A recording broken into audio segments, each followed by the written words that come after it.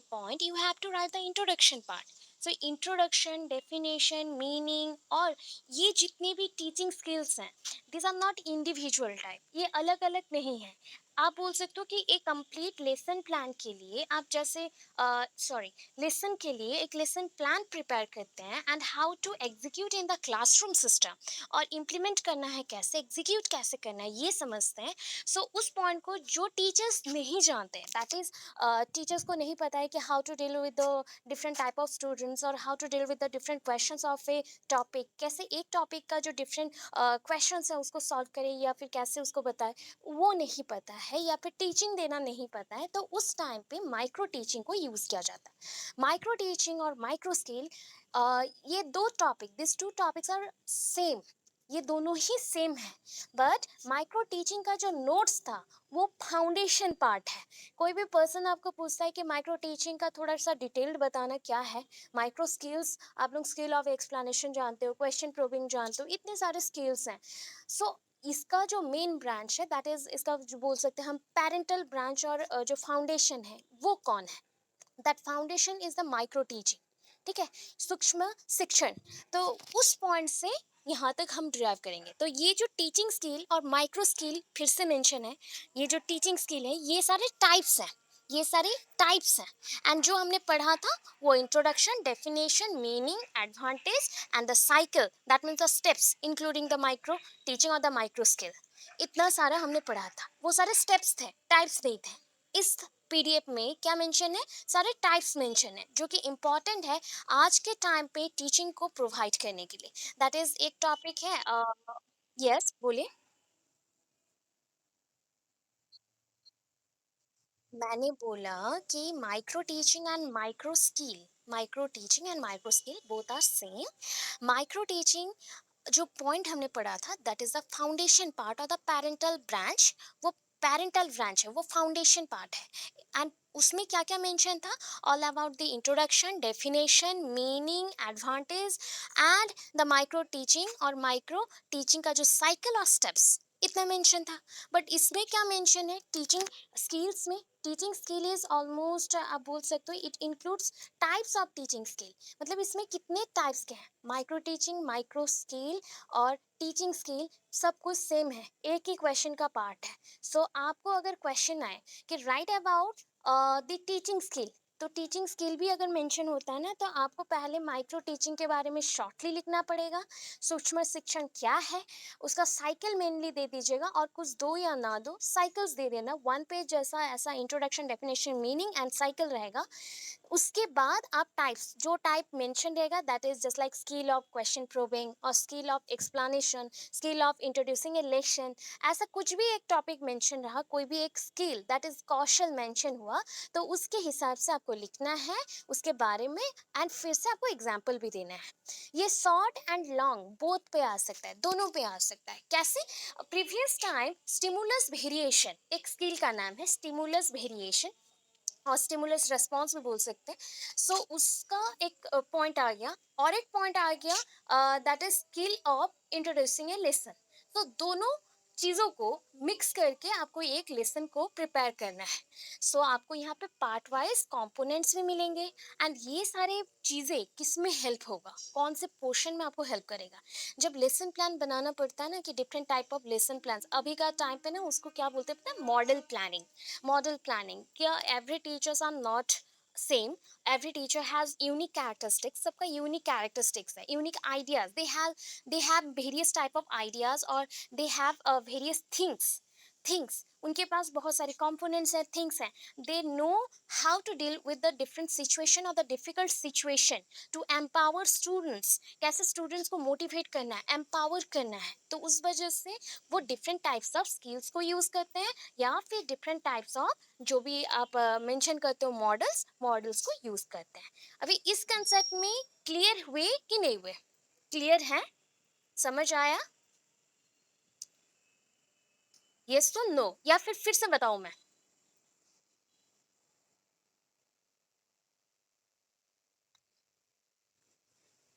मैंने बोला कि ये दोनों पार्ट सेम है। सपोज क्वेश्चन आया कि what do you mean bye micro teaching and right about skill of stimulus response और स्टिमुलस वेरिएशन। ठीक है, सूक्ष्म शिक्षण क्या है और स्टिमुलस वेरिएशन के ऊपर आप एक एग्जाम्पल के साथ, आप यहाँ पे उदाहरण के साथ एक्सप्लेन करिए या फिर बताइए, दर्शाइए, ऐसा कुछ क्वेश्चन आया।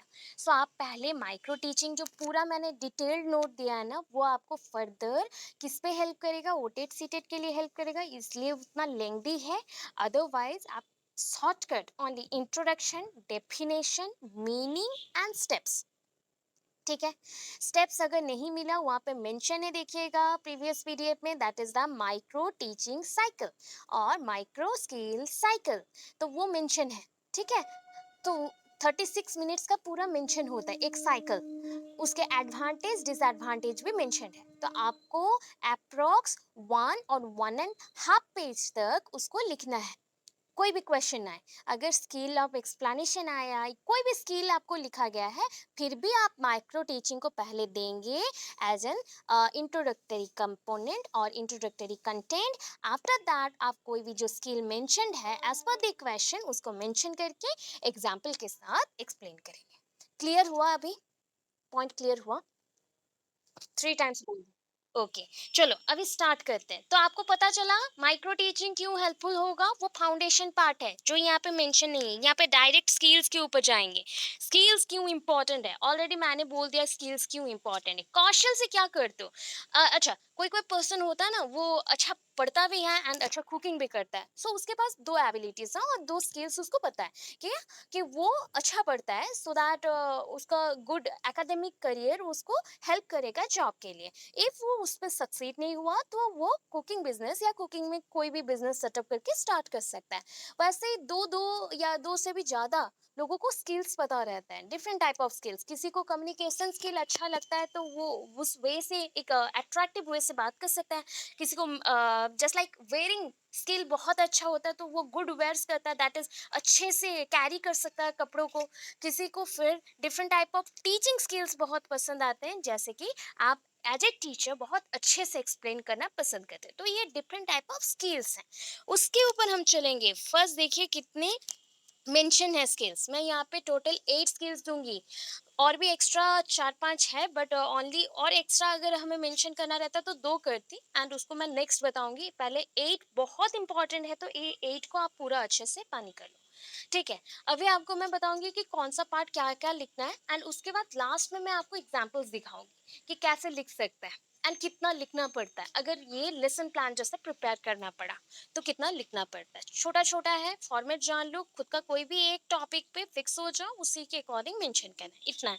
तो फर्स्ट थिंग, आपका फर्स्ट स्किल आया skill of introduction of lesson. ठीक है, सबसे इंपॉर्टेंट है कि यहाँ पे आप कुछ याद रखो ना रखो, दैट इज इंट्रोडक्शन, ये लेसन। और जो कौशल है वो किस लिए है, एक लेसन को आप समझाने के लिए या इंट्रोड्यूस करवाने के लिए कि उसमें कौन से टर्म्स हैं, कौन से फैक्ट्स हैं, उसको बताने के लिए।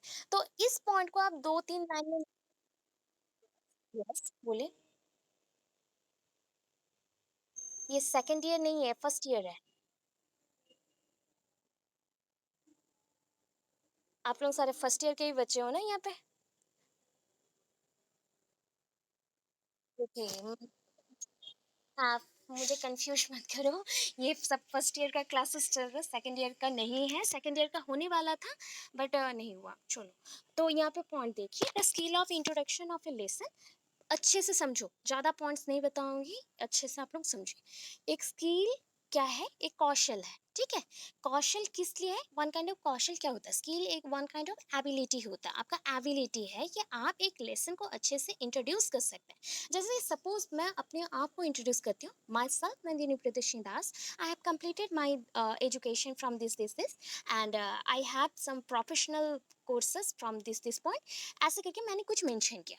तो this is one kind of introduction, introducing my self. मैं खुद को इंट्रोड्यूस कर रही हूँ। वैसे ही टीचर टीचर का पहला स्किल क्या होता है, that is skill of introducing a lesson और इंट्रोडक्शन ऑफ लेसन, वो लेसन को इंट्रोड्यूस करेगा। सबसे इंपॉर्टेंट चीज़, अगर ये पॉइंट को भी खुद से आप मेंशन कर देते हैं तो इट्स ओके, बट ये चीज़ पूरा एग्जैक्ट जो मेंशन है उसको ही रटना है, पूरा क्रैमिंग करना है, इमिटेट कर लो, कॉपी पेस्ट करना है, इसको आप छोड़ नहीं सकते। मेरे टाइम पे भी मुझे वही प्रॉब्लम हुआ था कि इतना ज़्यादा पॉइंट्स कैसे याद रखें, तो लिख लिख के प्रैक्टिस करना है। अदरवाइज कोई भी और मतलब है नहीं, कोई भी और चीज़ है नहीं कि आप उसको याद रख सकते हो या चीटिंग करके ले सकते हो, ऐसा कुछ भी नहीं है। ये यहाँ पे ओनली 5 पॉइंट्स दिख रहा है ना, वैसे 8 है। 8 है तो 8 के पॉइंट्स में भी कुछ कुछ में बहुत एक्स्ट्रा पॉइंट्स भी है, तो कंपोनेंट्स मस्ट याद रहेगा, क्योंकि इस कंपोनेंट के बेसिस में क्या होता है, रेटिंग स्केल होता है। अच्छा, what do you mean buy rating scale? अच्छा, रेटिंग भी छोड़ दो, स्केल मीन्स क्या है, स्केल्स के थ्रू क्या करते हैं, what is the function of scale, that to be measure करते हैं, हाँ, दैट इज लोग उसको ग्रेड दे सकते हैं। Okay, rating, that is rating आप कब करते हो, कहीं पे भी ऑनलाइन शॉपिंग किया, खाना खाया, कुछ भी किया, तो उसमें क्या नीड होता है, दैट इज ये एप्स हो गया या फिर दैट इज ये आपको मैंने कुछ काम कर दिया तो इसका कौन सा एक रेटिंग आप दोगे, good, average, excellent, extra ordinary, कौन सा देना है, तो उस बेसिस पे आपको टिक करना रहता है। तो सेम थिंग यहाँ पे रेटिंग स्केल है, एंड ये रेटिंग स्केल आपके परफॉर्मेंस के बेस्ट होगा, not based on students performance, बच्चों के परफॉर्मेंस बेस्ट नहीं है, ये आपके परफॉर्मेंस बेस्ट होगा। So these components are useful for teacher not for the students. आप कैसे पढ़ा रहे हो उसके बेसिस पे रेटिंग स्केल में रेटिंग्स मिलेंगे, टिक मार्क्स होंगे, एंड 0 1 2 3 4 5 6 6 तक का वेरिएशन रहता है, उसके पॉइंट पे आपको टिक करना पड़ता है कि आप आज एक स्केल यूज कर रहे हो, that is to measure your potentiality. So आपका जो पोटेंशियलिटीज हैं या फिर to check your abilities to teach students in proper way, that is the attentiveness or attractiveness or techniques what to be use in the classroom system, जो भी आपने use किया उस पॉइंट्स के बेसिस पे आपने कितना अच्छा से किया। अब सारे टीचर खुद को जज नहीं कर सकते, कुछ में क्या होता है हायर टीचर्स आके जज करते, that is the senior teachers, और कुछ में जो भी डिपार्टमेंटल हेड्स रहेंगे वो करेंगे, अदरवाइज हम सेल्फ इवैल्यूएशन भी कर सकते हैं, खुद को भी जजमेंट कर सकते हैं कुछ कुछ पॉइंट्स। तो ऐसे करके मेंशन होता है आपका टीचिंग स्किल। ऐसे कितने पॉइंट्स है देख लो, फर्स्ट याद रखते रखते चलिए, माइंड में थोड़ा सा रिकॉल करते चलिए, मैं जो जो पॉइंट्स बोलूँ रिकॉल करना, उसको रिपीट करो, अटर करिए। Skill of introduction of A lesson, first one, second one skill of explanation, ठीक है, थर्ड वन पे चलते हैं, दैट इज कंपोनेंट्स। देखिए यहाँ पे कंपोनेंट्स कितने हैं, 11 कंपोनेंट्स हैं, वहाँ पे ओनली 5 था, इसलिए इजी लग रहा था, यहाँ पे 11 कंपोनेंट्स आ गया, लिख के ही प्रैक्टिस करना है, ठीक है। सारे पढ़ाई इजी नहीं मिलते, कुछ पढ़ाई आपको डिफिकल्ट भी लगेगा, आपको लिख के बहुत ज़्यादा लिख के प्रैक्टिस करना है। देन स्किल ऑफ क्वेश्चनिंग, अभी ना दो टाइप के स्किल्स हैं क्वेश्चनिंग करने के लिए, एक में है स्किल ऑफ क्वेश्चनिंग और एक में है स्किल ऑफ क्वेश्चन प्रूविंग। दोनों में डिफरेंसेस हैं, वो भी बताऊंगी। स्किल ऑफ क्वेश्चनिंग में टाइप्स ऑफ जो क्वेश्चंस होते हैं, that is the levels of question और द टाइप्स ऑफ क्वेश्चन, बहुत टाइप के क्वेश्चन आप लोग यूज करते हैं, प्रश्न यूज करते हैं। उस प्रश्न के हिसाब से यहाँ पे टीचर कौन से टाइप के क्वेश्चन बच्चों को पूछ रहा है, कौन से टाइप के क्वेश्चन को समझा रहा है, उस बेसिस पे। यस, कुछ अगर क्वेश्चन है आफ्टर द क्लास मुझे आस्क करिएगा, अभी और बीच में इंटरप्ट मत करिए। Okay, next one, levels of questions नहीं करना है आपको, ओनली देखना है कंपोनेंट्स तक का ही पॉइंट करना है। देन नेक्स्ट देखिए, और एक पॉइंट पे चलते हो, स्किल ऑफ प्रूविंग क्वेश्चन और क्वेश्चन प्रूविंग, ठीक है, क्वेश्चन प्रूविंग और प्रूविंग क्वेश्चंस। अच्छा, इसको हिंदी बच्चे आप लोग पूरा टोटल अगर हिंदी कर दो तो प्रॉब्लम होगा, मैं बार बार आप लोगों को बोलती हूँ, क्योंकि आप लोगों के बुक में भी ये इंग्लिश में ही मेंशन है कुछ कुछ जगह पे, आप लोग इंग्लिश करेंगे तो बेटर रहेगा, हेडिंग्स ओनली इंग्लिश करिए, अंदर में आप लोग हिंदी में लिखो चलेगा, ठीक है। ये आपके कंपोनेंट्स थोड़े से कम हैं, दैट इज ओनली 5 कंपोनेंट्स हैं। देन आया skill of stimulus variation, stimulus variation के ऊपर अगेन इसका कंपोनेंट्स हैं 5। Skill of illustration with example, आपको लगेगा कि ये एक्सप्लेनेशन जैसे है, इलास्ट्रेशन भी वैसे ही है, राइट। इलास्ट्रेशन एंड एक्सप्लेनेशन दोनों ही एक जैसा होते हैं। कोई चीज़ को एक्सप्लेन करो, कोई चीज़ को इलास्ट्रेट करो, मीन्स उसको और भी बढ़ा चढ़ा के पूरा डिटेलली बोलना है, एनालाइज करके, अंडरस्टैंड करके। तो उस पॉइंट पे यहाँ पे अगेन कंपोनेंट्स 5 आ गए। Next, skill of blackboard utilisation, इसको हम ना अदर सेंस में या अदर टर्म्स में और एक वर्ड यूज करते हैं, that is skill of blackboard writing. Blackboard writing, कैसे आप लोग ब्लैक बोर्ड को यूज करते हो। Sometimes some teachers are very acquainted with the blackboard, so they draw something about a topic, or they draw some pictures which attract the student most. But sometimes teachers are not very much acquainted with the drawing or practicing drawing in the blackboard, so they can't draw anything in the blackboard, and they only write a line or write a some of the points. तो इतना आपको difficult जो points है ना, उतना easy करके मैं बोल रही हूँ कि आपको टाइप्स ऑफ टीचर्स के बारे में पता चल रहा है यहाँ पे, कि कौन सा टीचर पॉइंट्स लिखता है, कौन सा टीचर ब्लैक बोर्ड को प्रॉपर यूटिलाइज करता है। जो प्रॉपर यूटिलाइज करता है वो ड्रॉ भी करते हैं, वो पॉइंट्स को लिखते भी हैं, समराइज भी करते हैं, सब कुछ बनाते हैं, A to Z. Within 5 minutes भी वो सब कुछ बना सकते हैं। तो उस बेसिस पे कौन सा टाइप के टीचर को बच्चे ज़्यादा पसंद करेंगे आप जान सकते हो। तो उस बेसिस पे कंपोनेंट्स फिर से यहाँ पे मेंशन है। अभी देखो कंपोनेंट्स इसके बहुत ज़्यादा नहीं है, ओनली 6 कंपोनेंट्स हैं, बट 1 2 एंड 3 के सब कंपोनेंट्स अगेन मेंशन है। 1 2 3 के अगेन सब कंपोनेंट्स मेंशनड है। अगर सब कंपोनेंट्स आप लिख नहीं सकते तो कोई नहीं, स्किप करना, skip it only, and 1 2 3 only point wise जितने भी 6 हैं 6 कंपोनेंट को मेंशन करेंगे। अभी नेक्स्ट है स्किल ऑफ रीइंफोर्समेंट। मैं अभी ओनली आपको ब्रीफ बता रही हूँ, डिटेल अगेन एक एक पॉइंट को समझाऊंगी मैं, ठीक है, टेंशन मत लो। So skill of reinforcement, that is reinforcement जो पॉइंट था ना, it is one kind of process to rewarding, process to rewarding students. ये वन काइंड ऑफ प्रोसेस है या प्रक्रिया है जिसके थ्रू आप क्या कर सकते हो, बच्चों को रिवार्डिंग कर सकते हो। बच्चों को पनिशमेंट नहीं देना है, पनिश नहीं करना है। पनिश अगर कर रहे हो तो वो भी पॉजिटिवली करना है, नेगेटिवली कोई भी चीज़ नहीं करना है। बच्चों का इम्प्रेशन जो रहता है आपके ऊपर, उसको आप कभी भी नेगेटिवली ड्रॉन आउट मत करिए, सब कुछ पॉजिटिवली करिए। तो उस बेसिस पर री का पूरा पॉइंट खड़ा हुआ है। री री रिवार्डिंग का प्रोसेस है, पॉजिटिव एंड नेगेटिव दोनों वे से पढ़ना है। देन इसके पॉइंट्स को हम मेंशन करेंगे। आफ्टर दैट पॉजिटिव नेगेटिव के बाद कंपोनेंट्स को मेंशन करेंगे। कंपोनेंट्स हैं यहाँ पे 7 total. Then skill of closure, that is a closure means achievement closure, that is total total जब एक स्टडी हो जाता है ना, टॉपिक का स्टडी हो जाने के बाद आपने प्रेजेंटेशन दे दिया। आफ्टर प्रेजेंटेशन कौन सा स्टेप हमने मेंशन किया था? After presentation which step is mentioned in the lesson plan? कौन सा स्टेप हमने मेंशन किया था? आफ्टर प्रेजेंटेशन पॉइंट कौन सा पॉइंट हमने मेंशन किया था, बताइए कौन सा हेडिंग था? नेक्स्ट, मूवीज का क्या आता है? मूवीज और वेब सीरीज और TV, recapitulation, not previous knowledge assume, that is the first point, मतलब आप फर्स्ट पर्सन चलेंगे। Recap, recap, yes right, recapitulation. तो यहाँ पे ना आप बच्चों को जब क्लोजर के टाइम पे आ गया, क्लोजर मीन्स जहाँ पे एंड होता है। दो टाइप के क्लोजर्स होते हैं, एक होता है कि आप पूरे पास जाके किसी को क्लोजली पढ़ा रहे हो, दैट इज अ क्लोजर। और एक जहाँ पे स्किल ऑफ क्लोजर मेंशन है, दैट मीन्स अचीवमेंट क्लोजर, जहाँ पे आप बच्चों को एक एंड पॉइंट पे लेके आ रहे हो, खत्म, मतलब आज का टॉपिक हम यहाँ पे खत्म करते हैं। तो खत्म करने से पहले हम रिकैप एक देखेंगे बच्चों को, जैसे मैं आपको थोड़ा थोड़ा करके लास्ट फिर से समझा देती हूँ, एंड उसके बेसिस पे एक दो क्वेश्चन बीच बीच में करती हूँ, वैसे यहाँ पे लास्ट में क्वेश्चन होगा बच्चे कितने समझे उस बेसिस पे। सो उस अकॉर्डिंग भी कंपोनेंट्स यहाँ पे मेंशन है, इसलिए फर्स्ट देखिए इसके कंपोनेंट्स में मेंशन है रिवीजन।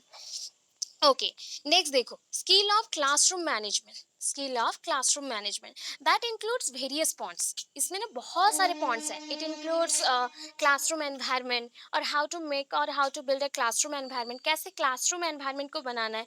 कक्षा में जो भी बच्चे हैं वो तो सारे एक टाइप के नहीं है ना, सो टीचर क्या करेगा बच्चों को पढ़ाने के लिए, कौन से टाइप का मोटिव रखेगा, कौन सा टाइप का एनवायरनमेंट क्रिएट करेगा, या फिर एनवायरनमेंट को बिल्ड करेगा ताकि इक्वली सबको जस्टिस मिले, सबको अपॉर्चुनिटीज मिले, फैसिलिटीज मिले, सब मिले। ओके, सो उस बेसिस पे हम क्लासरूम मैनेजमेंट बोलते हैं। अभी क्लासरूम मैनेजमेंट में और भी पॉइंट्स हैं। Entry behaviour of the student, exit behaviour of the student. बच्चों का एंट्री बिहेवियर, बच्चे जब क्लासरूम के अंदर आ रहे हैं तो वो कैसे बिहेव करते हैं, एंड क्लासरूम से जब बाहर जा रहे हैं वो कैसे बिहेव करते हैं। अगर एक टीचर पढ़ा रहा है एंड बच्चे मिडिल पॉइंट से उठ के चले जाते हैं, that is in the college period, ऐसे बहुत बच्चे हैं बंक मारते हैं एंड वो मिडिल ऑफ द क्लास और मिड ऑफ द पीरियड में ही वो क्या करते हैं, बैक डोर से वो चले जाते हैं। वैसे स्कूल टाइम में भी कुछ बच्चे करते हैं ऐसे। तो ये है एक फेल्योरिटी, किसके लिए, एक टीचर के लिए, क्योंकि उन्होंने मैनेज नहीं कर पाए या मैनेज नहीं किया बच्चों को। वो इनकैपेबल है, वो कैपेबल नहीं है, सक्षम नहीं है बच्चों को संभालने के लिए, इसलिए उनके क्लास से बच्चे भाग गए। तो उस पॉइंट से एंट्री बिहेवियर, एग्जिट बिहेवियर, बच्चे कितने लर्न करते हैं, सब कुछ यहाँ पे मेंशन होता है। ऑलमोस्ट बोल सकते हैं एकेडमिक अरेंजमेंट, एकेडमिक अरेंजमेंट, बच्चों का एकेडमिक अरेंजमेंट, सब कुछ यहाँ पे मेंशन होगा। तो यहाँ पे कंपोनेंट्स ऐसे मेंशन है 7। ठीक है, अभी वन बाय वन आपको पढ़ना है। सो आपको इतना सारा पता चला कि 8 कंपोनेंट्स बोल, 8 स्किल्स हैं। 8 स्किल्स के एवरी पॉइंट में आपको 5 6 7 या फिर 11, लास्टली 11 कंपोनेंट्स भी हैं कुछ कुछ टॉपिक्स के। तो उस बेसिस पे स्पेशली कौन कौन सा आता है, स्पेशली जो एबव 5 मेंशन है पहले का, दैट इज स्किल ऑफ री और that is skill of stimulus variation, question probing, questioning नहीं आता है, स्किल ऑफ क्वेश्चनिंग, और ये जो पॉइंट हमने पढ़ा था स्किल ऑफ क्वेश्चनिंग वो नहीं आता है एग्जाम में। स्किल ऑफ एक्सप्लेनेशन आता है and introducing a lesson, introducing a lesson, इतने ही स्किल एग्जाम्स में आते हैं। अदरवाइज बाकी जो स्किल्स हैं वो रेयर आता है, रेयर से रेयरेस्ट आप बोल लो ऐसे पॉइंट्स पे। बाकी इंफॉर्मेशन तो जानना है ताकि हम कंपेयर करके याद रख सकें। सो उस पॉइंट पे पहला चलते हैं, that is skill of introduction और इंट्रोड्यूसिंग ए लेसन, इंट्रोडक्शन और इंट्रोड्यूसिंग ए लेसन। तो इसमें बिगिन पॉइंट में, स्टार्टिंग पॉइंट में क्या करेंगे, अध्याय के बारे में बताओगे, दैट इज टॉपिक के बारे में, या फिर लेसन्स के बारे में बताएंगे। So first of all the skill of introduction of lesson is considered as a crucial to begin the teaching learning process. अभी ये जितने भी पॉइंट्स थे, अगर आप लोग एक ही लेसन प्लान का पार्ट्स जैसा समझो तो बेटर है। ठीक है, एक ही लेसन प्लान का पार्ट्स जैसा समझो तो बेटर रहेगा आपके लिए। सो ये समझ लो ये फर्स्ट स्टेप पड़ रहा है। वैसे एक के बाद एक जो आएगा वो सारे स्टेप्स हैं, या फिर ये फर्स्ट पार्ट है, वो सेकंड पार्ट, थर्ड पार्ट, ऐसे करके 8 पार्ट्स में ये डिवाइडेड है। सो क्लासरूम मैनेजमेंट लास्ट है एंड क्लासरूम मैनेजमेंट से पहले closure, that is the skill of closure. ये आपका लास्ट पॉइंट रहता है जहाँ पे बच्चों को हम रिकैप करने के बाद क्वेश्चन देते हैं एंड एंड करते हैं क्लासेस को।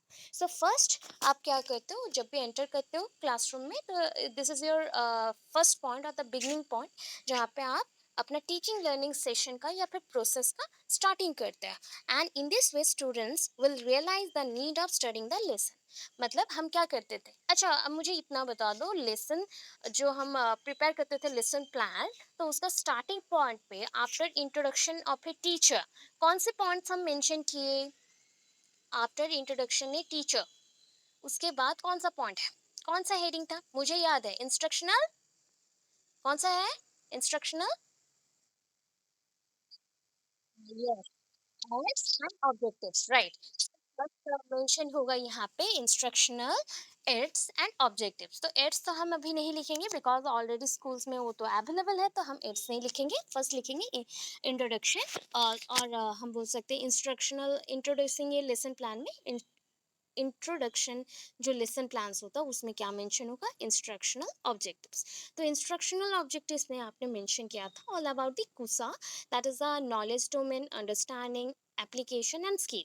तो यहाँ पे वही पॉइंट को टीचर्स ने मेंशन किया, दैट इज हम अगर ये पॉइंट्स बच्चों को बता दें कि बच्चे अगर फिजिकल साइंस पढ़ेंगे तो, या इस टॉपिक को पढ़ेंगे फिजिकल साइंस का या सोशल साइंस का और मैथ्स का, तो उनका बेनिफिट ये मिलेगा। तो उस according in this way students will realise the need of studying the lesson, उनको पता चला क्यों पढ़ना है। यहाँ तक मेंशन हो गया, ठीक है, एक लाइन यहाँ कंप्लीट।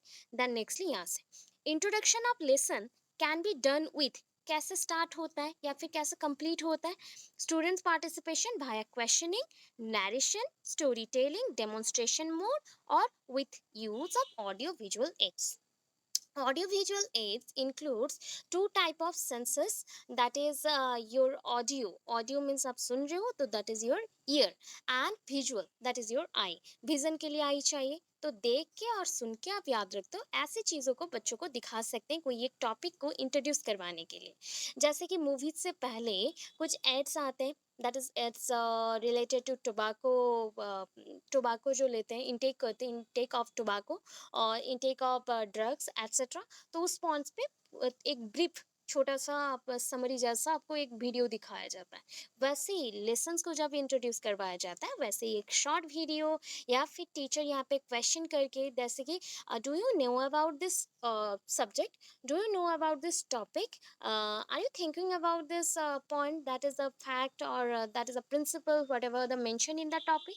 जो भी मेंशन है टॉपिक में, जो प्रिंसिपल या फिर जो कंसेप्ट मेंशन है, उसको आप जानते हो, सुने हो, ऐसा आप जब क्वेश्चन करते हो। या narrate, narrate means just like मैं आपको एक लाइन या दो लाइन पढ़ के सुनाऊंगी, उसके बाद फिर से आपको पूछूंगी। And story telling same way में। तो ये सारी चीज़ों को यूज़ करते हैं टीचर इंट्रोड्यूस करने के लिए। अभी देखो इसका कंपोनेंट्स को फटाफट से याद रखिए।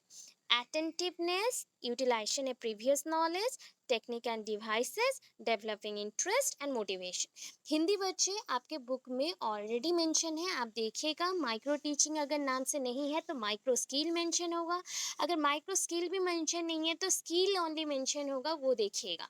तो उसमें मेरे हिसाब से ये भी हिंदी में भी हो सकता है, इंग्लिश में भी रह सकता है, थोड़ा सा चेक करिएगा। मेरे पास हिंदी बुक अभी, हिंदी लैंग्वेज का बुक नहीं है, दैट मीन्स हिंदी पेडागोजी नहीं है। सो आप लोग थोड़ा देखिएगा, ठीक है। उसमें ये 5 पॉइंट रहना चाहिए, दैट इज अटेंटिवनेस। जब आप इंट्रोड्यूस करवा रहे हो टॉपिक को, बच्चे आपके तरफ अटेंटिव वे से देख रहे हैं कि नहीं या सुन रहे हैं कि नहीं, वो देखिएगा। यूटिलाइजेशन ऑफ प्रीवियस नॉलेज, तो ये हो गया पीके टेस्टिंग, प्रीवियस नॉलेज अज्यूम्ड और प्रीवियस नॉलेज टेस्टिंग। सो यहाँ पे टीचर ने क्या किया, बिफोर इंट्रोड्यूस ए टॉपिक और बिफोर इंट्रोड्यूस ए लेसन, उसने क्या किया, क्वेश्चनिंग किया।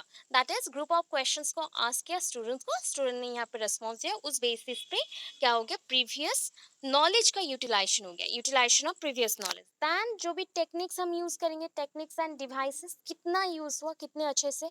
आप एक इंट्रोड्यूस करने के लिए, टॉपिक को इंट्रोड्यूस करने के लिए 5 मिनट का टाइम है आपके पास, 5 मिनट के अंदर आपने कौन सा मेथड्स या टेक्निक्स को यूज किया बच्चों को वो चीज़ समझाने के लिए। ऑडियो विजुअल किया या स्टोरी टेलिंग या फिर डेमोन्स्ट्रेशन या नरेशन, क्वेश्चनिंग, कौन सा चीज़ किया।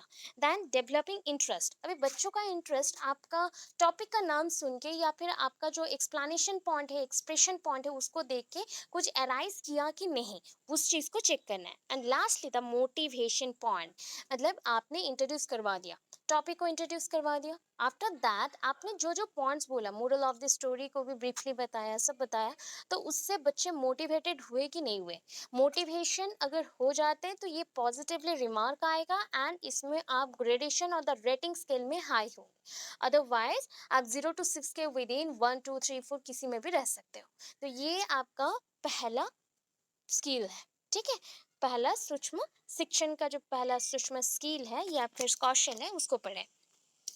अभी देखो स्किल ऑफ एक्सप्लेनेशन, ये बहुत ही इजी है। अच्छा, इंट्रोडक्शन के बाद आप कंटेंट में क्या मेंशन करते हैं, टॉपिक के कंटेंट में एक कंसेप्ट का इंट्रोडक्शन दे दिया, आफ्टर दैट कंटेंट में और क्या क्या लिखते हो बताओ, क्या क्या हो सकता है अपने सब्जेक्ट में बताओ।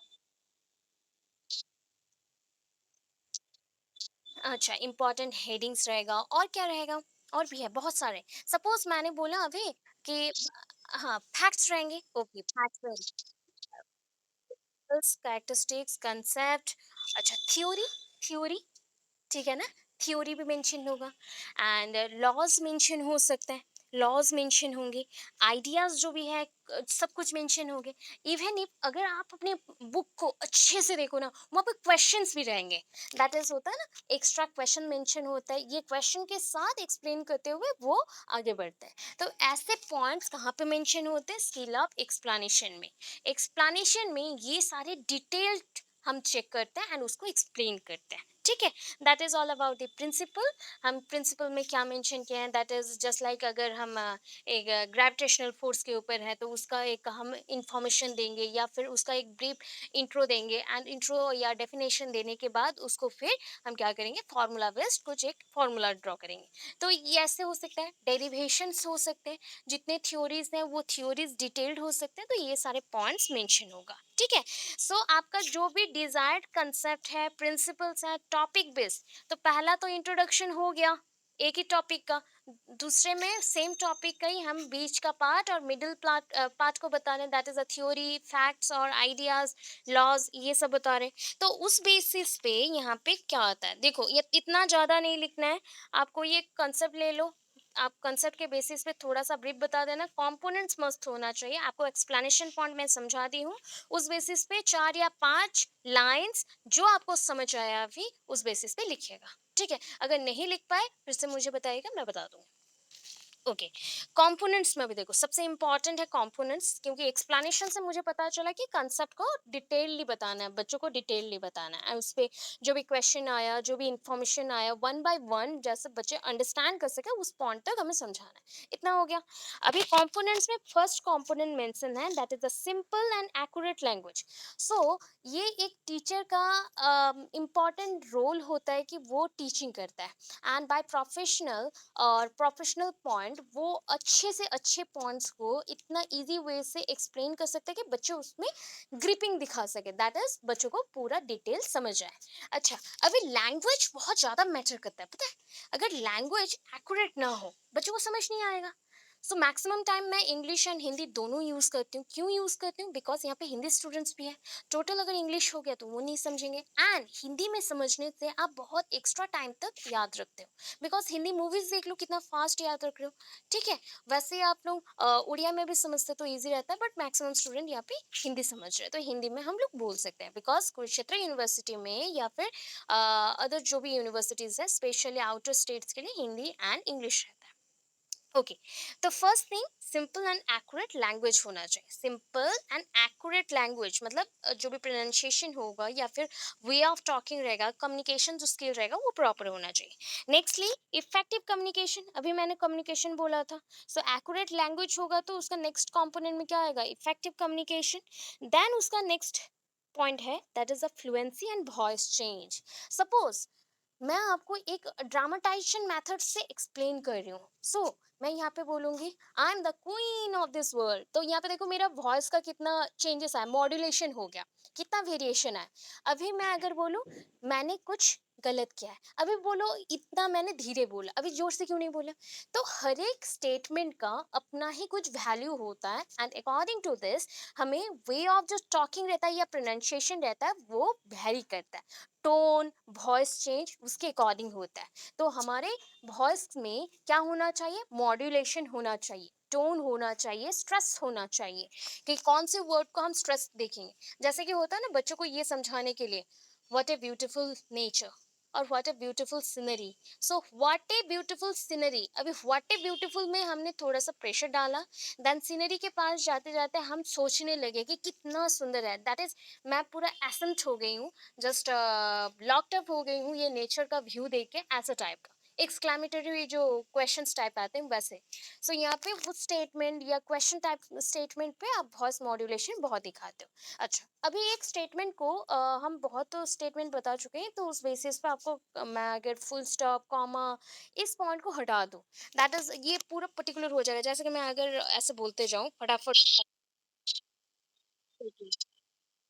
क्वेश्चन,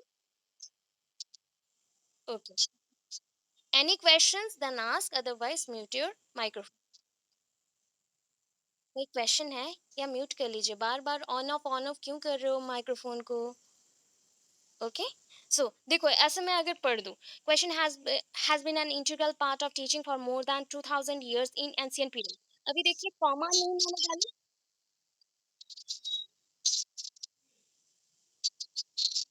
कुछ बोल रहे हैं आप,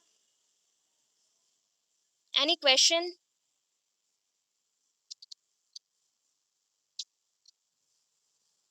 Question has been an integral part of teaching for more than 2000 years in ancient period, gurus are used to teach। अभी देखो पॉइंट्स कुछ समझ नहीं है, मैंने फास्ट भी पढ़ा, ठीक है, फ्लुएंट भी हूँ, फास्ट भी हूँ, बट फिर भी कुछ समझ नहीं आया। फुल स्टॉप मैंने नहीं दिया, पॉज नहीं रखा, ठीक है, स्ट्रेस नहीं दे रही हूँ, तो यहाँ पे क्वेश्चन क्या है या स्टेटमेंट क्या है, लाइंस क्या है, कुछ समझ नहीं आया। तो ये मैं समझाना चाहती थी आप लोगों को कि ऐसे टाइप में जब आप बोल रहे हो, दैट इज टीचिंग में सबसे इंपॉर्टेंट चीज होता है voice change and fluency. Voice change and fluency, ठीक है। आप जब भी पढ़ा रहे हो बच्चों को, आप धीरे पढ़ाओ, चलेगा। वॉइस थोड़ा लाउड होना चाहिए, मैं रिदम को धीरे करने बोली हूँ, दैट इज, हाँ, समझ आया। आप ऐसे कर सकते हो, फटाफट बोल दिए, खत्म हो गया, बच्चे आधा नहीं समझे, ऐसा मत करना कभी भी। बच्चों को नहीं समझ आ रहा, थोड़ा सा ब्रेक लो, फिर से क्वेश्चन स्टार्ट करो, 2-3 टाइम्स रिपीट करो, ऐसे करना है। तो फ्लुएंसी एंड वॉइस चेंज में ये रहेगा। Then audibility, what do you mean by audibility? अभी हम मैंने बोला था ऑडियो विजुअल एड्स, अब देखो हिंट दे दिया मैंने, ऑडिबिलिटी क्या होगा? एबिलिटी टू, हाँ यस, सुनाई दे रहा है कि नहीं, एबिलिटी टू लिसन, लिसन। तो यहाँ पे मैं सपोज आप लोग यहाँ पे सपोज थिंक कर लो कि अभी हम क्लासरूम में रहते हैं। मैं अभी तो क्लासरूम में नहीं हूँ, हम लोग वर्चुअल क्लासेस में हैं। फिर भी हम लोग अगर classroom normal face to face encounter होता है एंड एक क्लासरूम में रहता है एंड बहुत बड़ा सा क्लासरूम है, 100-200 प्लस बच्चे हैं। अगर मैं यहाँ पे लाउड वॉइस से आपको नहीं पढ़ाऊँ तो लास्ट बेंच तक बच्चों को सुनाई नहीं देगा। जो पास फर्स्ट बेंच में बैठे हैं और पास पास हैं, उनको बहुत क्लियरली सुनाई देगा, एंड जो लास्ट में बैठते हैं उनको कुछ भी नहीं सुनाई देगा। तो ये प्रॉब्लम होता है आपके टीचिंग के साथ, क्योंकि आप बोलते हो कि मैम हम लोग ने अच्छा टीचिंग दिया, फिर भी हमें मार्क्स नहीं मिलते।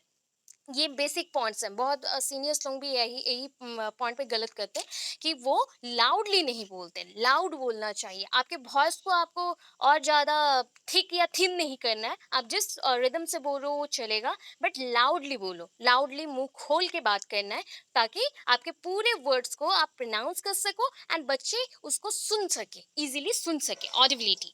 देन उसका भी रेटिंग स्केल में जाएगा। देन बिगनिंग स्टेटमेंट, देखो इंट्रोड्यूसिंग ए लेसन तो हो गया था, अभी बिगनिंग स्टेटमेंट फिर से देंगे। रेलिवेंट स्टेटमेंट, कौन सा स्टेटमेंट अच्छा है, कौन सा वाक्य चाहिए एंड रेलिवेंट है, मतलब यूजफुल होगा सबके लिए। प्रायोरिटी बेस्ड आप देखेंगे कौन सा इंपॉर्टेंट है। Then focusing on essential points, कौन कौन सा इंपॉर्टेंट एंड एसेंशियल, जरूरतमंद, जो जरूरतमंद होता है उसको हम अलग से रखते हैं ना, वही है यहाँ पे जरूरतमंद पॉइंट्स मेंशन करें। ओके, चार पॉइंट्स रुक जाओ, और फिर मैं 4 पॉइंट्स बता दूँ, देन मैं बात करती हूँ। Okay, then 8, that is 8 not 7, harmony in the presentation. अच्छा, मैंने बोला अभी बैलेंस क्रिएट करना है। जब भी प्रेजेंटेशन दे रहे हो ना, टीचिंग दे रहे हो, तो बैलेंस क्रिएट करो। ऐसा नहीं है जो स्टार्टिंग पॉइंट में आप बहुत अच्छे से हो, बीच में आप स्ट्रेस्ड हो गए एंड लास्ट पॉइंट तक आप बहुत ही ज़्यादा हल्के हो गए एंड पॉइंट्स को छोड़ दिया, स्किप कर दिया। ठीक है, ऐसा नहीं करना है, बैलेंसली चलना है। स्टार्टिंग पॉइंट से भी आप 50% का ही पॉइंट्स उनको बता रहे थे, एंडिंग पॉइंट में भी 50% का ही पॉइंट्स आप उनको बताएंगे। जितना आप लेवल अप कर रहे हो उतने ही लेवल स्टार्टिंग से एंडिंग तक मेंशन करना है। Then 8 point, focusing on essential point, जो जरूरत है उस पॉइंट के ऊपर हम फोकस करेंगे। देन 9th पॉइंट में देखिए, relevant and interesting example with use of appropriate media. तो इतना ज्यादा आप नहीं लिखो, यूज ऑफ एप्रोप्रिएट मीडिया। अपने पॉइंट्स को, कंसेप्ट को समझाने के लिए, इन टुडेज जनरेशन और in today's time period we need some multimedia और multitasking areas of teaching session.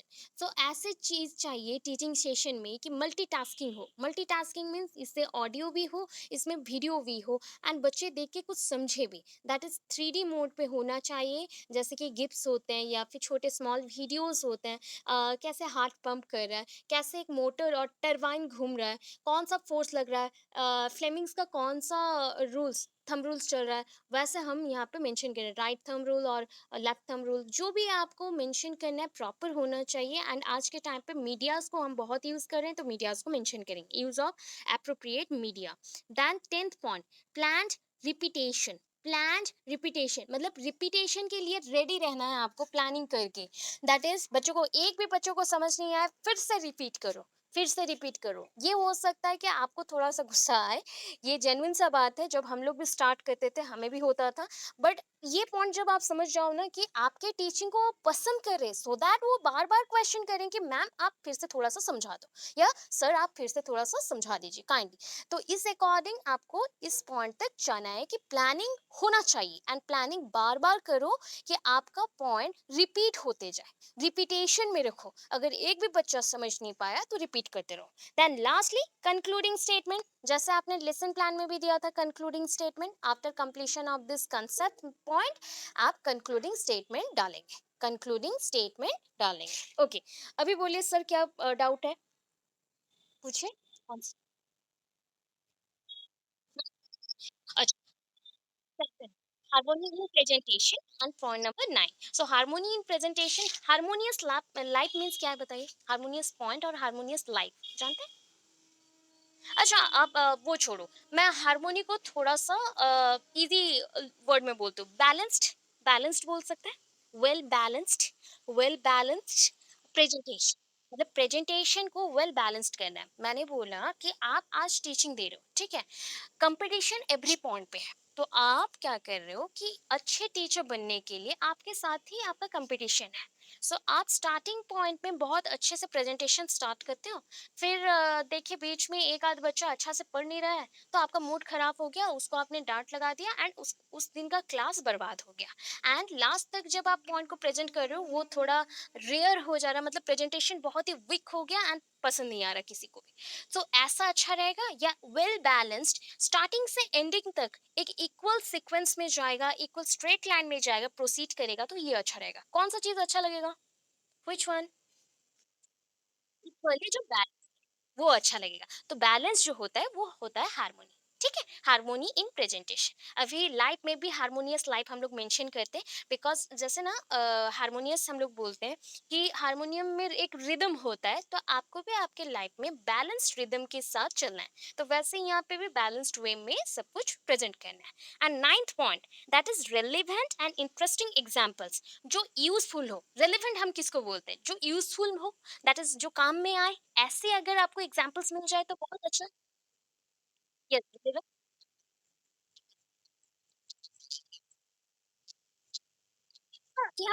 हाँ, यहाँ पे आप एग्जांपल्स दे रहे हो ना, तो उसी टॉपिक के रिलेटेड जो यूजफुल हो, जो यूजफुल एग्जांपल्स हो। आप कब अपने टॉपिक को बोलोगे कि ये टॉपिक आपके रियल वर्ल्ड बेस्ड है या रियल लाइफ को आप एग्जिबिट कर रहे हो इस टॉपिक के थ्रू। रेलिवेंट, अगर पॉइंट को अच्छे से देखो, उसके रिलेटेड एग्जांपल्स देख लेना, कुछ आपको समझ आ जाएगा कि रेलिवेंट मीन्स होता है जो एग्जैक्ट होता है एंड टॉपिक बेस्ड है। ओके, टॉपिक बेस्ड, ये आपने कुछ गलत नहीं बोला, बट टॉपिक बेस्ड होने के साथ आज का जो भी सब्जेक्ट्स मैटर है, जितने भी चीज़ आप पढ़ रहे हो ना, it is related to real world. बच्चों को आप तैयार कर रहे हो रियल वर्ल्ड को फेस करने के लिए, सो दैट जो भी रेलिवेंट हो, यूजफुल एग्जाम्पल्स हो, इंटरेस्टिंग एंड यूजफुल।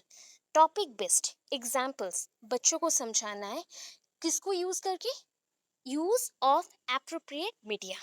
ठीक है, मीडिया अभी मल्टीमीडिया हो सकता है, नॉर्मल मीडियाज हो सकते हैं, चार्ट पेपर्स हो सकते हैं, पाई चार्ट, कुछ भी आप यूज कर सकते हो, reference book, normal books, study books, जो भी matters.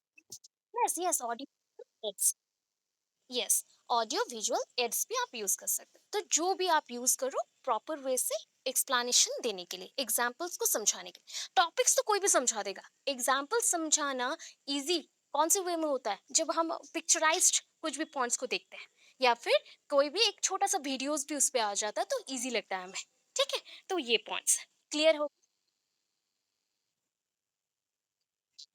Yes yes yes, practically, yes, उसको भी दे सकते हैं। ये टॉपिक बेस्ड है, जो टॉपिक आप इस चीज के लिए यूज करेंगे उसके ऊपर आप ये पॉइंट लिख सकते हो।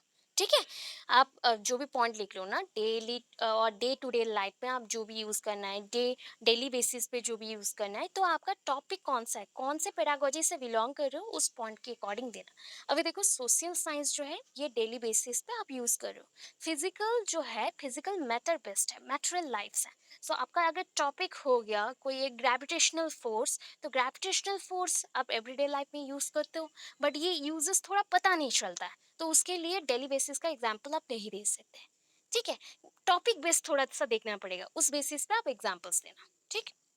ओके, अभी चलो स्किल ऑफ क्वेश्चनिंग पे आते हैं। Okay, okay, skill of questioning पे आते हैं।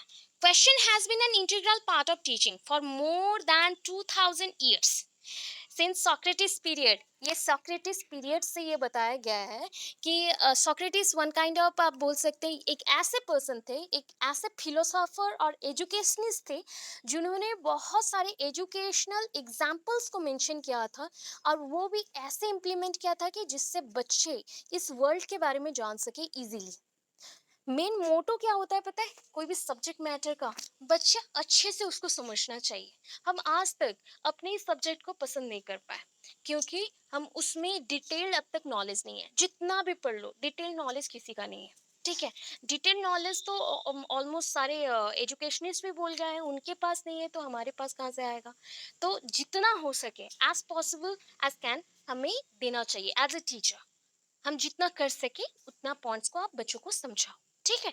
सो स्किल ऑफ क्वेश्चनिंग, क्वेश्चनिंग से ना क्या होता है ना, बच्चे और भी ज्यादा इंटरेस्टिंग वे से सुनते हैं। अभी देखो थ्रू आउट दी अगर मैं आप लोगों को कुछ क्वेश्चन ना पूछूं एंड ऐसे ही पढ़ाते जाऊं तो ये सेशन पूरा बोरिंग हो जाएगा।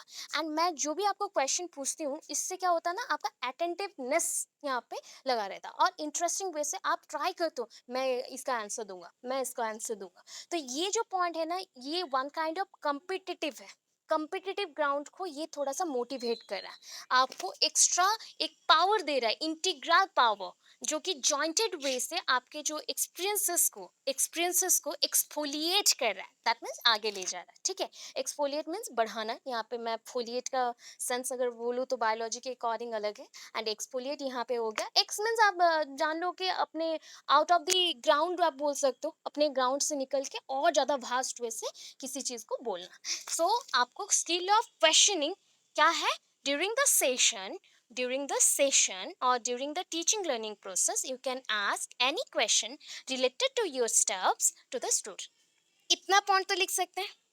अच्छा, एंशियंट पीरियड में बच्चों को जो पढ़ाया जाता था, उस टाइम पे बुक्स अवेलेबल नहीं थे, तो कौन पढ़ाते थे? गुरुज।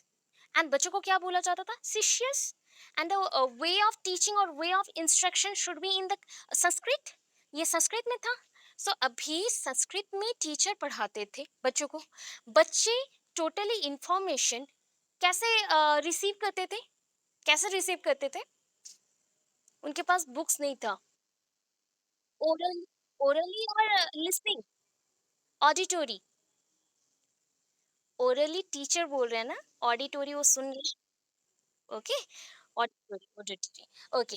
सो अभी टीचर यहाँ पे, अच्छा, उस टाइम का टीचिंग सेंस और टीचिंग जो पूरा सेंटर था, एजुकेशन सिस्टम था, वो कैसा था? टीचर सेंटर्ड और स्टूडेंट सेंटर्ड। कल के क्लास में एक्सप्लेन किया टीचर सेंटर्ड। सो क्या है, किसको फॉलो करना है? टीचर को। पूरा वो जो भी बोले ए टू जेड उनको फॉलो करना है। But nowadays total education system is based on students, what student need, बच्चों को क्या चाहिए, बच्चों को नीड क्या है, उस बेसिस पे हमें पढ़ाना पड़ता है। अगर एक भी बच्चे का, इवन थोड़ा सा म्यूट कर लो माइक्रोफोन, मैं बताती हूँ। कोई भी एक भी बच्चा अगर आपके कोचिंग सेंटर में पढ़ता है एंड उसको कुछ समझ नहीं आया, आप थोड़ा भी डांट देते हो, आपके ऊपर केस हो जाता है। यही पॉइंट है। पहले के टाइम पे उल्टा होता था, अगर कोई एक स्टूडेंट चोरी करता है या कुछ भी करता है तो उसको पनिशमेंट के तौर पे उसका हाथ काट सकते हैं, उसका उंगली काट सकते हैं, कुछ भी कर सकते हैं, उसमें कुछ नहीं बोला जाता था। तो अभी बहुत ही ज्यादा डिफरेंस है, big difference is there. Okay, so education system Socrates के पीरियड से कैसे है, या फिर एंशियंट पीरियड से आप नहीं देख सकते, सोक्रेटिस का पीरियड से ही देखना पड़ेगा।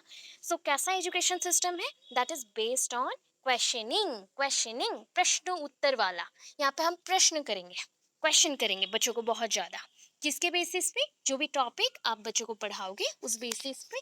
एग्जामिनेशन नहीं होता था पहले के टाइम पे, तो क्वेश्चनिंग किया जाता था, क्वेश्चनिंग हम करते थे। And it is one kind of effective tool in the teaching learning process. ये बहुत ही ज़्यादा अच्छा इफेक्टिव टूल्स था बच्चों को टीचिंग लर्निंग के प्रोसेस में आगे बढ़ाने के लिए। ठीक है, तो ये पॉइंट है क्वेश्चन आंसर का। अच्छा, जब क्वेश्चन होता है, सपोज मैं आपको क्वेश्चंस के वैरायटीज दिखाती हूँ। अभी अभी कल ही हम लोग पढ़े थे, there are various type of questions. अगर लॉन्ग क्वेश्चंस हो गया, that is the essay type questions. Short हो गया तो objective types, and very short, short objective, ऐसे मेंशन हो गया। अच्छा, सपोज सपोज दैट यहाँ पे मैं क्वेश्चंस रीजनिंग अप करने के लिए बोल रही हूँ, तो रीजनिंग में क्या करते हैं आप लोग? रीजनिंग क्वेश्चंस में क्या करते हो? रीजन बताते हैं, ओके। रीजन एंड एसेसन रहता है वहां पे, नहीं तो रीजन बताते हैं। तो यहाँ पे बच्चों को, अच्छा सपोज मैं आपको क्वेश्चन करती हूँ, तो बच्चों का कौन से पॉइंट को इफेक्ट करता है? मैं आपको क्वेश्चन पूछ रही हूँ, तो आपका कौन सा पोर्शन अभी इफेक्टेड हुआ? कॉग्निटिव, अच्छा, इंटरनल पार्ट्स और कॉग्निटिव स्कीमा। अच्छा, और एक टर्म छूट गया, दैट इज अ थिंकिंग। ठीक है, आपका कौन सा एबिलिटी यहाँ पे ग्रो करेगा? Thinking ability.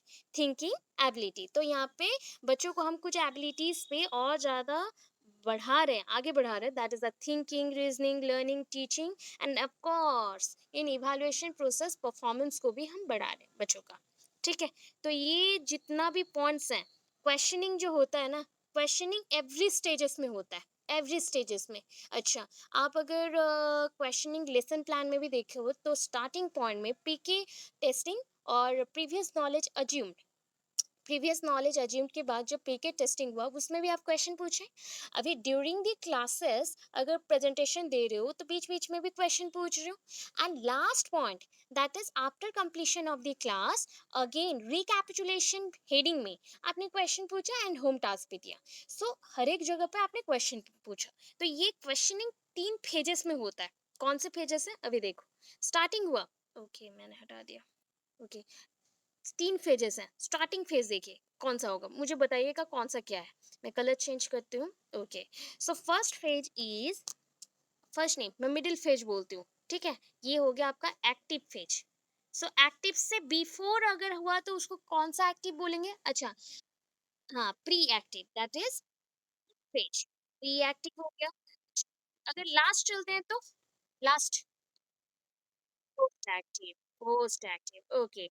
अभी बताओ, जब एक्टिव पॉइंट पे आते हैं, अभी टीचिंग सेशन के अकॉर्डिंग हम 3 डिफरेंट लाइंस पे आएंगे, ठीक है, शिक्षण विधि के हिसाब से। अभी इस पॉइंट पे बच्चों को हम क्वेश्चन कर रहे हैं, तो यहाँ पे हम क्या करते हैं? पूरा तैयारी करते हैं, तो लेसन प्लान्स बनाते हो। यहाँ पे हम कंप्लीटली लेसन प्लान्स करते हैं, एंड उसमें भी बच्चों को क्वेश्चन पूछते हैं। तो this is the first stage. Active phase में हम टीचिंग लर्निंग पूरा प्रोसेस जो है, दैट मीन्स प्रेजेंटेशन देते हैं, ठीक है, प्रेजेंटेशन। एंड जो लास्ट स्टेज है, पोस्ट एक्टिव, दैट इज यहाँ पे हम एग्जामिन करते हैं या फिर रिकैपिचुलेशन करते हैं। ये एग्जामिनेशन ओरल बेस्ड हो सकता है, इवैल्यूएशन भी हो सकता है, ठीक है। सो ऑलमोस्ट बोल सकते हैं पढ़ाना, ये जो पढ़ाने का पॉइंट है, ये पढ़ाना है, पढ़ाने से पहले का, पढ़ाने के बाद का, ठीक है। तो क्वेश्चनिंग तीनों पॉइंट्स में होता है, प्री एक्टिव में भी होता है, एक्टिव में भी होता है, पोस्ट एक्टिव में होता है। इतना डिटेल्ड बता रही हूँ, ओटेट सीटेट में ऐसे क्वेश्चंस आते हैं, आप गूगली रहेगा समझ पाओगे, तो इसके लिए ऐसे करके ही करना है, ठीक है। कभी भी पॉइंट समझ नहीं आ रहा है, उसको तोड़ो, ब्रेक करो, एंड उसके बाद समझो कौन सा चीज इंपॉर्टेंट है। अभी मैं आपको प्री एक्टिव भी बता सकती थी, पहले मैंने एक्टिव बताया। एक्टिव मीन्स आप जानते हो ऑलरेडी, जहाँ पे हम बहुत ज्यादा वर्क करते हैं या फिर हम बहुत ज्यादा तत्पर रहते हैं, मतलब लगे रहते हैं उस पे। तो उससे पहले का स्टेज हो गया तो प्री, उसके बाद का आ गया तो पोस्ट। तो पोस्ट में इवैल्यूएशन, प्री में lesson plans preparation and question asking about the topic. तो टॉपिक रिलेटेड जब हम क्वेश्चन आस्किंग करते हैं, क्यों करते हैं? टू नो द एबिलिटी और to the previous knowledge of a student, to know the previous knowledge of a student, बच्चों का प्रीवियस नॉलेज को जानने के लिए। उसके बाद उसी के हिसाब से हम मेथड्स को यूज करते हैं एंड टीचिंग देते हैं, and during the session also हम कुछ कुछ क्वेश्चंस बच्चों को पूछते हैं, ठीक है। अभी देखो इसके कंपोनेंट्स में चलते हैं, ये पॉइंट्स यहाँ तक करिएगा और ज़्यादा मत करिएगा, जहाँ पे प्री एक्टिव पोस्ट एक्टिव ये पॉइंट्स मेंशन है। अच्छा, जहाँ पे आप एक्टिव स्टेज बोल रहे हो, एक्टिव को और एक स्टेज भी बोलते हैं। अच्छा, एक्टिव स्टेज में टीचर किसको पढ़ाते हैं? स्टूडेंट्स को। सो यहाँ पे 2 पर्सन इन्वॉल्व है ना, या एक पर्सन, या मेनी पर्सन?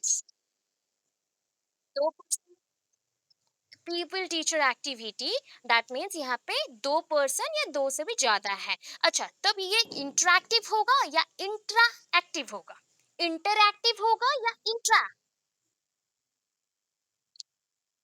इंटरैक्टिव होगा। सो इसको इंटरैक्टिंग, हम लोग अभी जो कर रहे हैं ना, इंटरैक्टिंग प्रोसेस है। मैं अगर खुद से बात करती तो ये होता है इंट्रा, ठीक है, इंटरैक्टिव स्टेज। आप अभी जो कर रहे हैं हम लोग, दैट मीन्स मैं आपसे कुछ पूछ रही हूँ, आप मुझसे कुछ पूछ रहे हो, ये हो गया इंटरैक्शन स्टाइल, कम्युनिकेशन पॉइंट पे। तो ये हो गया इंटरैक्टिव।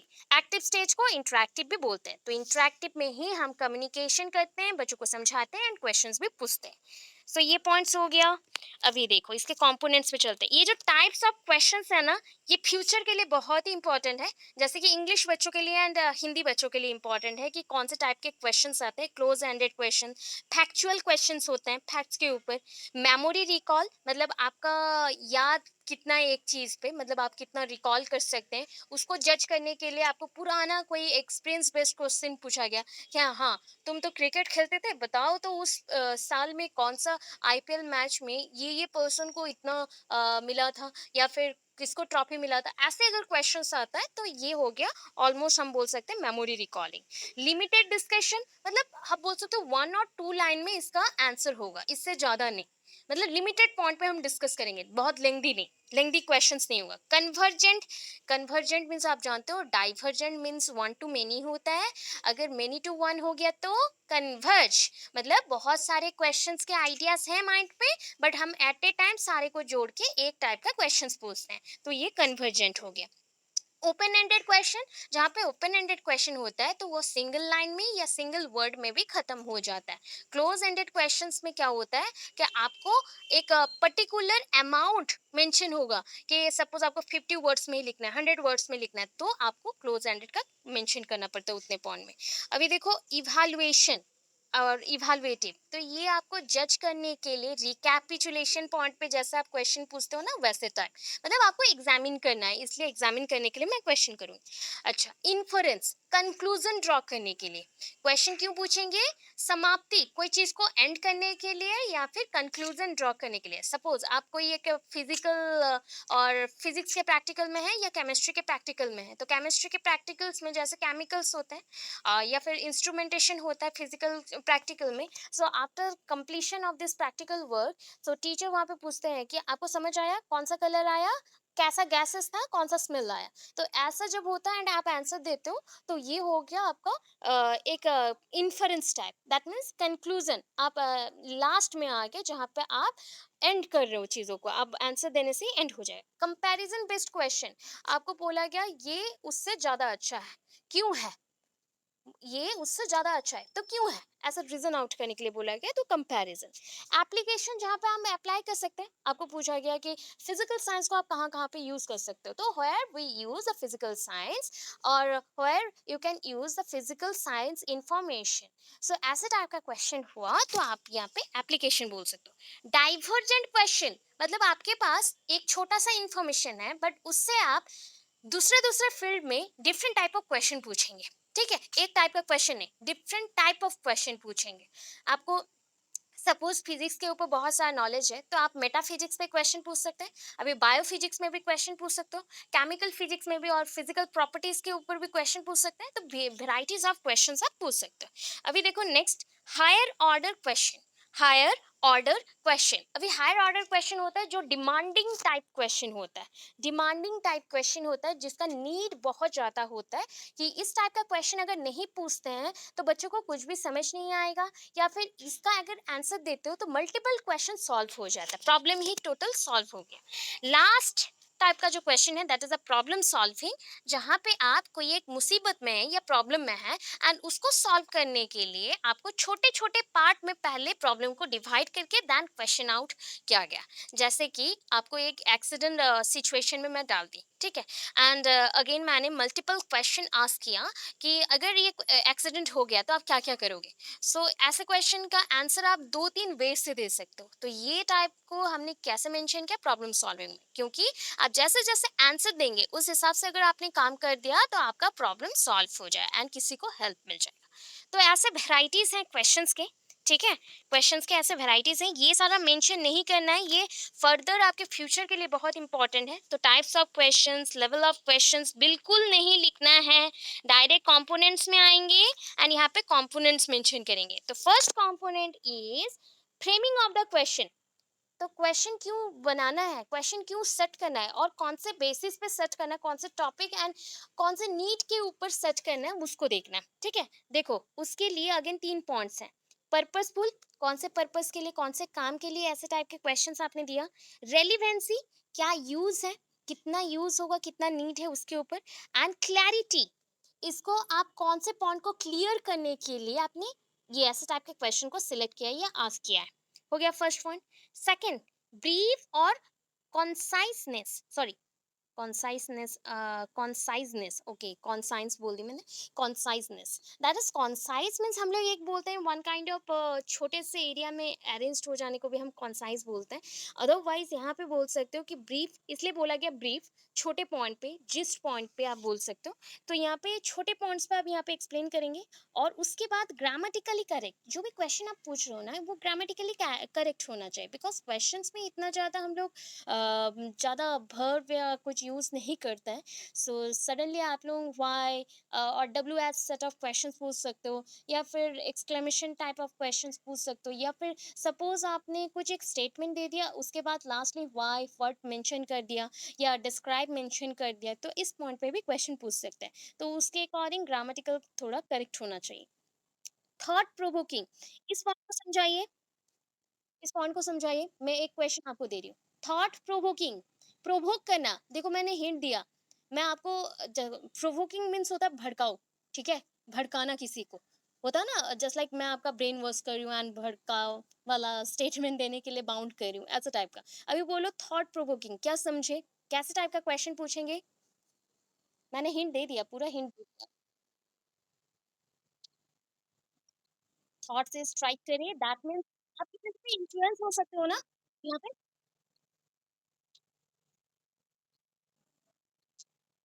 अच्छा,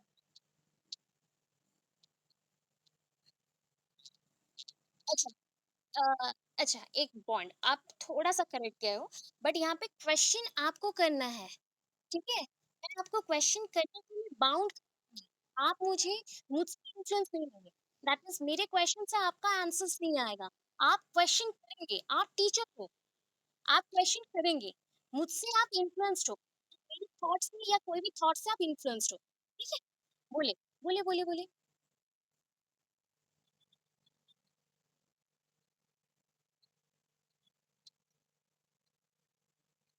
हाँ, ऐसे टाइप का भी हो सकता है, ऐसे मतलब थॉट, मतलब यहाँ पे हम threatening, one kind of threatening point से दे सकते हैं कि थॉट्स क्यों आया, थ्रेटनिंग पॉइंट से थॉट मिला आपको कि मैं अगर नहीं करूँगा तो ऐसे होगा। सो क्वेश्चनिंग बोला गया है, तो यहाँ पे हम थॉट प्रोवोकिंग क्वेश्चनिंग का पैटर्न है, वन काइंड ऑफ, कि हम बच्चों को ऐसे डराएँगे या फिर ऐसा टाइप का कुछ एक सिचुएशन में डालेंगे कि बच्चे बाउंड होंगे आपको क्वेश्चन करने के लिए कि मैम ये करे तो चलेगा? ऐसे करना है। आपने बोला था कि ये हो नहीं सकता, मैं करके दिखाऊँ? ऐसे जो पॉइंट्स होता है कि क्वेश्चंस आपको रखना है, लास्ट पॉइंट में आप क्वेश्चंस पूछोगे कि हाँ मैं करके दिखा सकती हूँ या कुछ भी, सर ने जो बोला वो ठीक है, बट क्वेश्चन पॉइंट पे रहेगा, ठीक है। आप मेरे से या किसी भी पॉइंट से आप बहुत ज्यादा इन्फ्लुएंस्ड हो गए, उस थॉट से आपको एक गुस्सा आया या प्रोवोक हो गए थोड़ा सा। अभी इन्फ्लुएंसिंग पॉइंट जो आता है ना वो दो टाइप का होता है, पॉजिटिव नेगेटिव। सो आपको पॉजिटिव वाला नहीं देखना है, नेगेटिव वाला देखना है, जिससे आप प्रोवोक होके और भी ज्यादा एक्स्ट्रा एग्रेसिव क्वेश्चंस और नॉर्मल क्वेश्चंस भी आस्क कर सकते हो। ओके, प्रेजेंटेशन ऑफ क्वेश्चन, ये तो जानते हैं क्वेश्चन का प्रेजेंटेशन, अभी वेराइटीज ऑफ प्रेजेंटेशन हमने आपको दिखाया, टाइप्स ऑफ क्वेश्चनिंग, तो उसके ऊपर डिपेंड करेगा। एंड उस पे क्या क्या मेंशन है, देखो डिस्ट्रीब्यूशन ऑफ क्वेश्चन, क्वेश्चन का डिस्ट्रीब्यूशन और पैटर्न क्या होगा। कन्वर्सेशनल लैंग्वेज, कौन सा लैंग्वेज आप यूज कर रहे हो, कौन सा अच्छा लैंग्वेज या बुरा लैंग्वेज। कुछ कुछ टीचर्स होते हैं ऑलमोस्ट, मैंने देखा है कुछ कुछ जगह पे कि टीचर्स बहुत ही फिल्दी लैंग्वेज यूज करते हैं समटाइम्स। अभी के टाइम पे, कुछ टाइम पहले एक न्यूज में आया था कि एक टीचर ने क्या किया, क्लास में विदाउट किसी के परमिशन, दैट मीन्स हेड के परमिशन से ही वो गाना गा रहे थे, डांस कर रहे थे, तो उनको उनके जॉब से निकाल दिया गया। तो ऐसे पॉइंट्स भी आते हैं, ठीक है? तो उसको माइंड पे रखना है। इसलिए कन्वर्सेशनल लैंग्वेज और बॉडी लैंग्वेज जो भी, बिकॉज़ आपका body language as a teacher आपका बॉडी लैंग्वेज भी वहाँ पे बहुत कुछ बोलता है। आप कभी भी, बहुत सारे टीचर्स होते हैं घर पे झगड़ा करके आते हैं एंड आके क्लासरूम में कुछ भी एक नुक्स निकालेंगे एंड उसके ऊपर पॉइंट आउट करके बच्चों को मारेंगे या पनिश करेंगे। तो ये सारी चीज़ें नहीं करना है। तो कन्वर्सेशनल लैंग्वेज प्रॉपर होना चाहिए। Next, voice of the teacher already above में भी किए थे, वही पॉइंट है। वॉइस ऑफ द टीचर अच्छा होना चाहिए। ऑडिबिलिटी मतलब प्रॉपर, मैं जैसे जोर से बोलती हूँ, बहुत सारे टीचर्स होते हैं, सारे लगभग मैंने जितने टीचर्स देखे हैं वो जोर से ही बात करते हैं, तो वो होना चाहिए। कुछ कुछ टीचर्स होते हैं ना धीरे धीरे बात करते हैं, या फिर उनका प्रोनाउंसिएशन इतना ही गंदा होता है कि समझ ही नहीं आता कि वो क्या बोल रहे हैं। देन स्पीड एंड पॉज, अभी मैंने आपको स्पीड एंड पॉज का दिखाया था, 2 लाइन पढ़ के दिखाया कैसा है। वहाँ पे अगर मैं पॉज नहीं डालती हूँ तो स्टेटमेंट कुछ समझ नहीं आया या मीनिंगलेस स्टेटमेंट हो गया। एंड टीचर्स बिहेवियर, अभी मैंने बताया था कि टीचर्स का बिहेवियर कितना इम्पोर्टेंट है, कितना इम्पोर्टेंट होता है एक बच्चे के लिए। बच्चे के माइंड में कुछ स्ट्राइक हो जाए तो बच्चा डिमोटिवेटेड हो जाएगा, सो दैट टीचर का बिहेवियर बहुत ही इम्पोर्टेंट है। ये सारे कंपोनेंट्स हैं, ठीक है? इतना समझ आया? इतना क्लियर है? मैंने 3 समझाए आज क्लियरली एंड मैं कुछ एग्ज़ाम्पल्स आपको दिखाती हूँ, बिकॉज़ बहुत टाइम हो गया, इसलिए मैं एग्ज़ाम्पल्स बता दूँ, नेक्स्ट नेक्स्ट पोर्शन में करेंगे।